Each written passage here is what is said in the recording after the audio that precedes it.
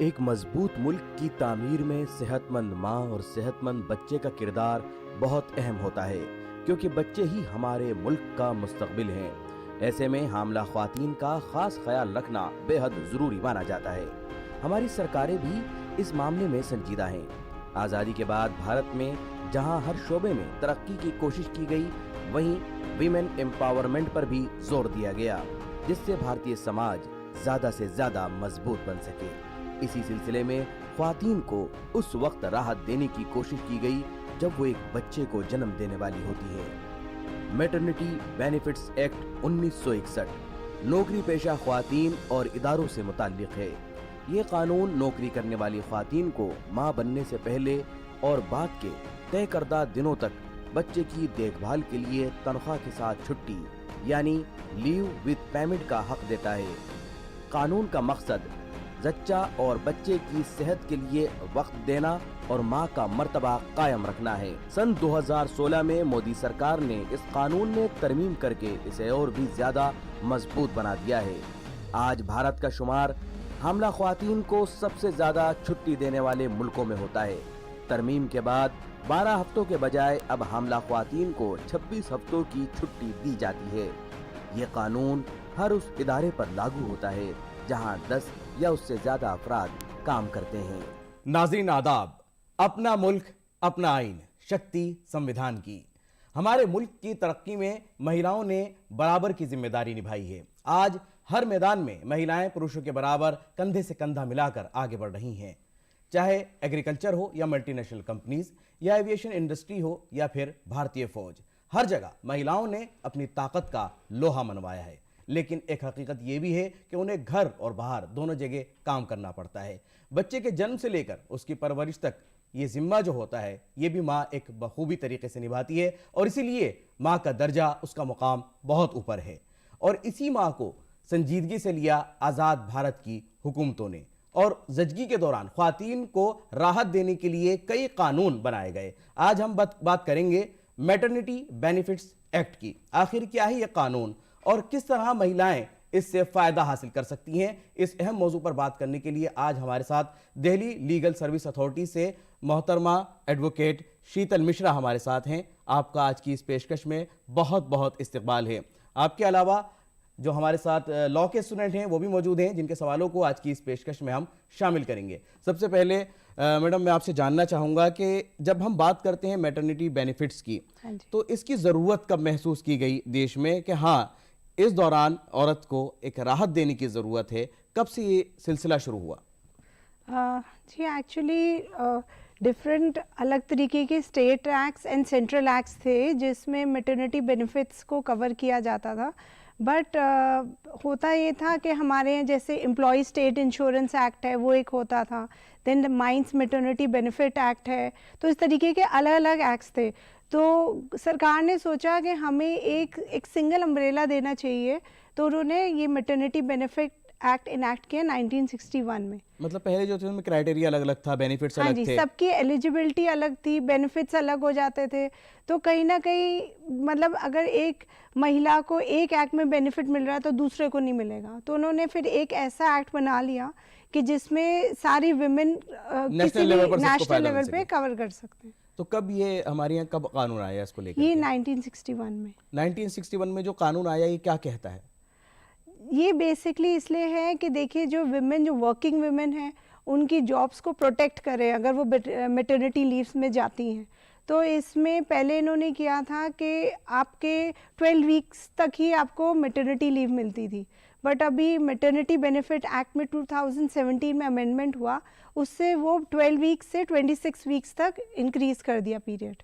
तो उसमें इन्होंने ऐसे किया कि जैसे आपके डिलीवरी पीरियड से 8 वीक्स पहले आप छुट्टी ले सकते हैं, बाकी की 18 वीक्स आप पोस्ट डिलीवरी ले सकते हैं। और इसमें एक और है कि जो एम्प्लॉय स्टेट इंश्योरेंस एक्ट है, जो एम्प्लॉयज़ उसमें कवर होंगे, विमेन एम्प्लॉयज़, वो फिर इसकी बेनिफिट नहीं ले सकते। इसकी बेनिफिट मतलब आप ये ज़रूर ले सकते हैं कि आप 26 वीक का मैटरनिटी लीव ले सकते हैं, बट जैसे मेडिकल इंश्योरेंस है वो इसमें कवर नहीं होगा। अगर स्टेट चाहते हैं तो जो ESI में कवर होते हैं उनको ज़रूर क्रच की और नर्सिंग टाइम की फैसिलिटीज वो दे सकते हैं, बट ईएसआई की कैटेगरी इससे अलग रखी गई है। अलग रखी गई है हाँ इसके जी। अंदर। आजकल एक नया कॉन्सेप्ट भी सामने आया है जिसके अंदर सरोगेसी मदर भी हैं, हाँ जी। जिसके अंदर बच्चा भी गोद ले लिया जाता हाँ है, जी। तो उनको कहाँ इस बेनिफिट का फायदा मिलेगा? इस एक्ट में इन्होंने कमिश्निंग विमेन की कैटेगरी इंट्रोड्यूस की थी, जिसमें अगर एक विमेन है बायोलॉजिकल मदर, उसका एग्स है वो दूसरे मदर की एम्ब्रियो को यूज़ करेगी कि बच्चा वहाँ पे पले, तो इवन वो मदर्स एंड अडॉप्शन वाली मदर्स उनको भी 12 वीक्स का मेटर्निटी लीव मिल सकता है। मतलब उनको 26 वीक्स का नहीं मिलेगा, बिकॉज जो बच्चा दिया जाता है फिर वो 3 मंथ्स या उससे कम एज का दिया जाएगा टू अडॉप्टिव मदर या to the biological mother back. यानी जब बच्चा उनके पास आ जाएगा, हाँ जी, वहां से उनको इस एक्ट का बेनिफिट वहां से मिल हाँ जी, सकता है। हाँ जी, उससे उनको 12 वीक्स का ही मिलेगा, बिकॉज बच्चा ऑलरेडी या तो 3 मंथ्स का है या उससे थोड़ी एज का है। जो 3 मंथ्स है वो ऑलरेडी एडजस्ट हो गए एज में, तो बाकी की जो 3 मंथ्स है इसलिए उनको 12 वीक्स का उसी हिसाब से भी दिया जाता है बेनिफिट। जो एम्प्लॉयर है, हाँ जी, अगर कहीं पर ऐसा होता है कि वो छूट देने को मना करते हैं या छुट्टी देने को या आपको फायदा देने को मना करते हैं इस चीज़ का, क्या कानून में उसके लिए भी कोई इंतजाम किया गया है कि उनको सजा दी जाएगी, कहीं ना कहीं कुछ पकड़ है उनकी? हाँ जी, इसमें क्या है, अगर जैसे कायदे से किसी विमेन को मैटरनिटी का बेनिफिट एक्ट का फ़ायदा उठाना है या उसको मैटरनिटी लीव पे जाना है, तो उसको ये करना पड़ेगा, उसको अपने एम्प्लॉयर को एक नोटिस देना पड़ेगा अंडर सेक्शन 6। अगर वो नहीं भी दे पाती ड्यू टू हेल्थ कंडीशन से कुछ भी रीज़न रहा, तो इसका मतलब ये नहीं है कि उसको ये बेनिफिट मिलेगा नहीं। और वो ट्रेड यूनियन वाले भी इसमें अपील कर सकते हैं, वो भी कांटेक्ट करते हैं इंस्पेक्टर को, उसको उनको कंप्लेंट दी जाती है कि इनको ये बेनिफिट प्रोवाइड नहीं हो रहा। एंड दूसरा फोरम तो कोर्ट का है ही कि आप मेट्रोपॉलिटन मजिस्ट्रेट के आगे भी लगा सकते हैं कि मुझे मैटरनिटी बेनिफिट क्लेम की रिलीफ मिलना था बट वो नहीं मिला है, और फिर कोर्ट के पास पूरी पावर है कि वो 3 मंथ से लेकर 1 ईयर तक इम्प्रिजमेंट दे सकते हैं, एंड इसके साथ वो फाइन भी लगाते हैं 2000 से 5000 तक। ये फाइन का भी उन्होंने हाँ जी, प्रावधान दिया है। हाँ जी। 6 महीने की आपने बात की कि कैप लगा दिया गया है कि इसके अंदर इतना बेनिफिट है। कभी कभार महिलाओं को 6 महीने से ज़्यादा भी वक्त की ज़रूरत पड़ती है, कुछ कंडीशंस ऐसी भी होती हैं। कानून क्या कहता है, क्या 6 महीने से ज़्यादा की कहीं उस महिला को रिलीफ मिल सकती है या नहीं? देखिए, इसमें ना एक कैटेगरी है वर्क फ्रॉम होम की।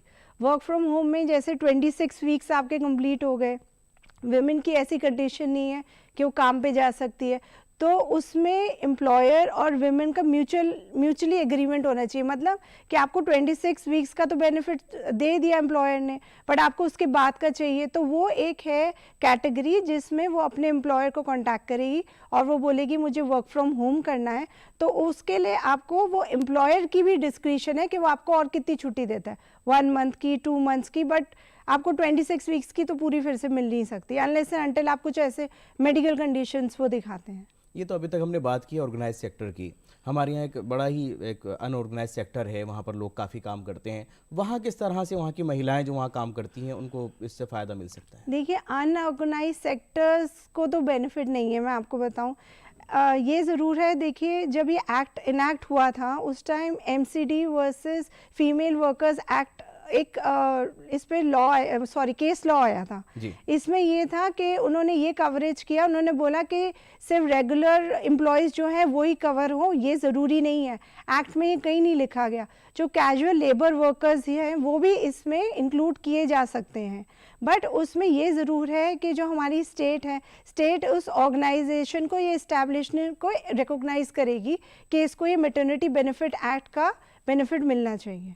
तो अनऑर्गेनाइज सेक्टर में मैं देखिए बताऊं, बहुत सारे ऐसे हैं, जैसे अगर हमारी घर में जो काम करने वाली हाउसमेट्स आती हैं वो ये बेनिफिट नहीं उठा सकती, बिकॉज आप उनको मंथली सैलरी तो दे रहे हैं बट कोई PF या ग्रेचुटी तो नहीं कटता उनका, तो वो ज़रूर ऐसी कुछ ऐसी कैटेगरीज है जहाँ पे बेनिफिट नहीं मिलता, बट सरकार ने अपनी तरफ से पूरी कोशिश की है कि इसका बेनिफिट वर्किंग वुमेन्स को दिया जाए। ऑर्गेनाइज सेक्टर्स में तो डेफिनेटली, बट अब वर्क फ्रॉम होम कैटेगरीज वाले विमेन भी कवर की गई हैं। कवर की गई हैं। आपने हाँ 26 हफ्तों की बात कही है। 26 हफ्तों के लिए जाहिर सी बात है कि अमाउंट होता है, सैलरी होती है उस महीने की हाँ देने जी। की। एम्प्लॉयर को कहाँ बाध्य किया गया है, कहाँ बांधा गया है उनको कि आपको ये पैसा जो है इतने समय के अंदर अंदर देना होगा? देखिए, जब विमेन नोटिस देती है तो ये ज़रूर माना जाता है कि मतलब कानून के हिसाब से कि एम्प्लॉयर को आपको पैसे देने हैं, बिफोर डिलीवरी उसको देना है, बट अगर वो नहीं भी दे पाते, कुछ अमाउंट रह गया है, तो वो विद इन 48 आवर्स उनको देना चाहिए after the delivery of the child.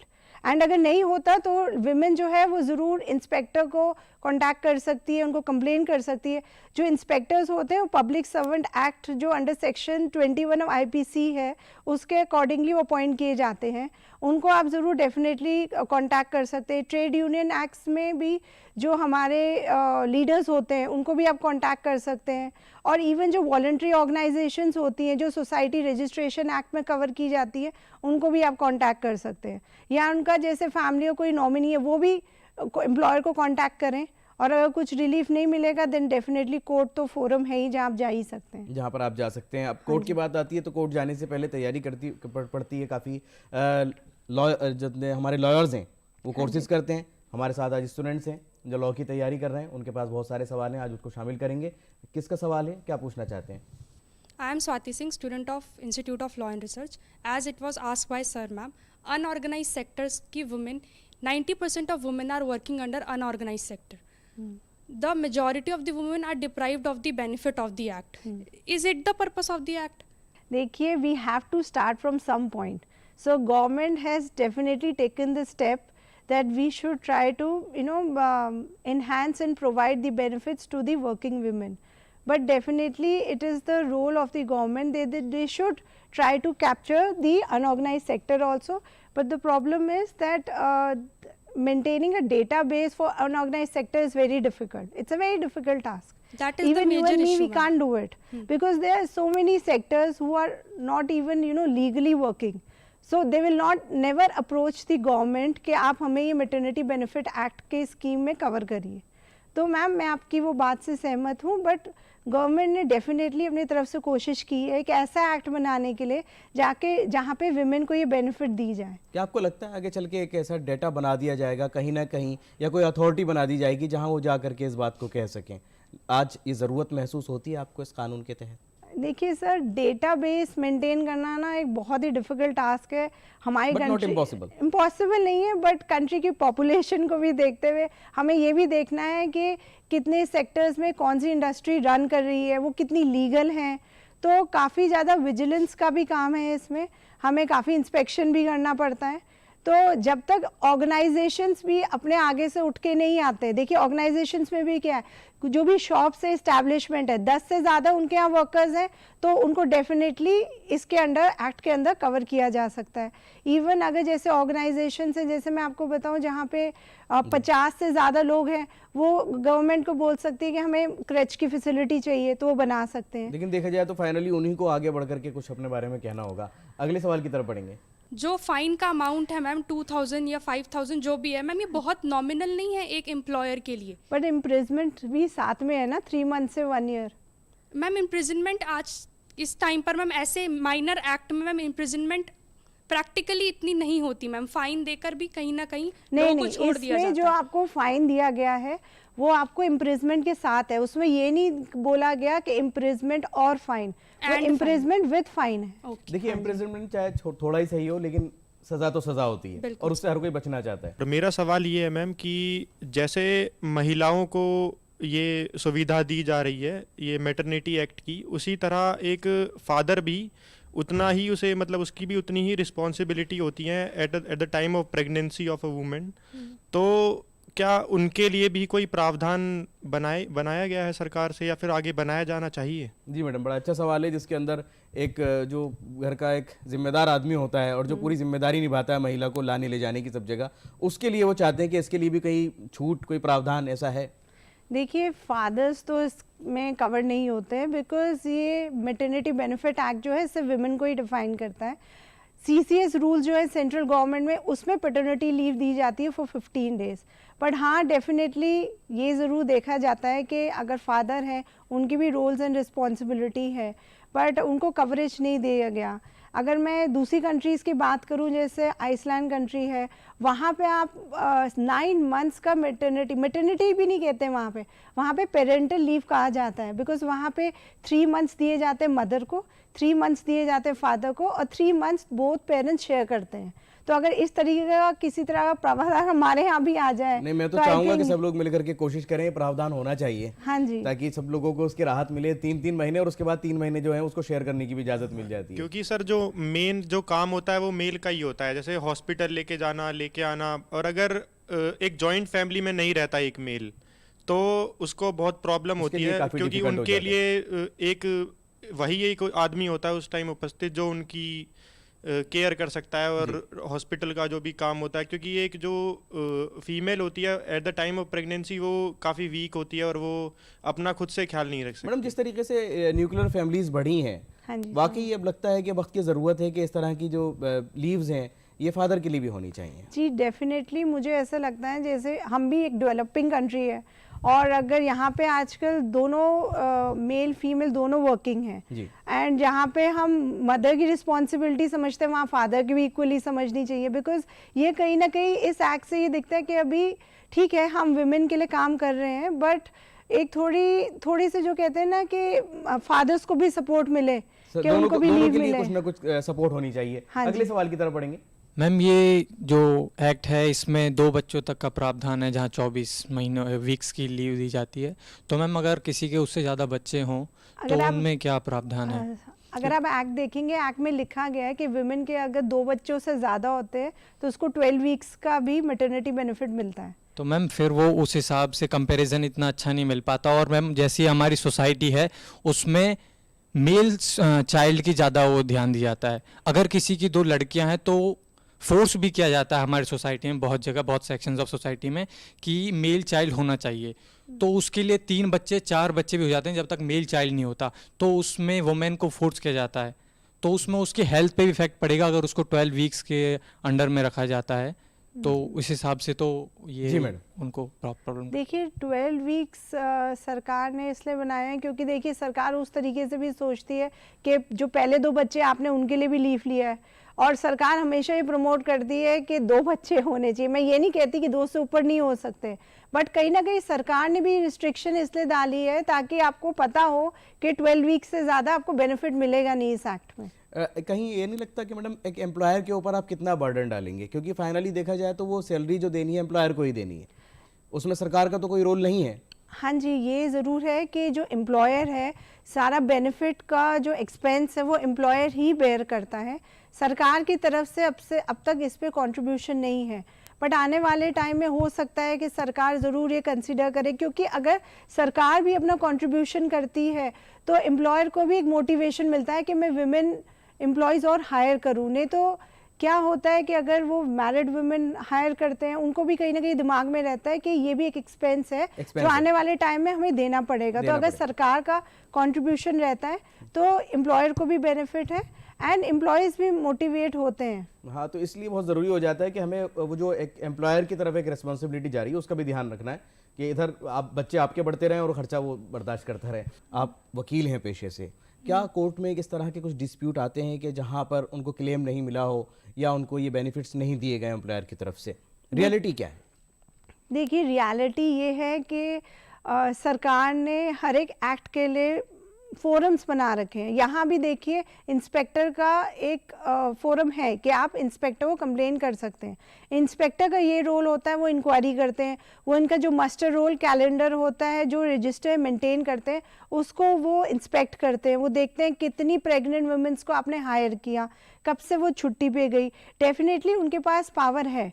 अगर आप नहीं सेटिस्फाई होते आप डेफिनेटली अपील ज़रूर कर सकते हैं, बट सरकार ने अपनी तरफ से लिटिगेशन कम करने के लिए इंस्पेक्टर को ये पूरी पावर दे रखी है। इस कानून के मुताबिक क्या कहती हैं शीतल जी? हम प्रोग्राम के आखिरी मरहले में हैं, क्या लोग या महिलाएं ख़ास तौर से अवेयर हैं इस कानून से मुताल्लिक़?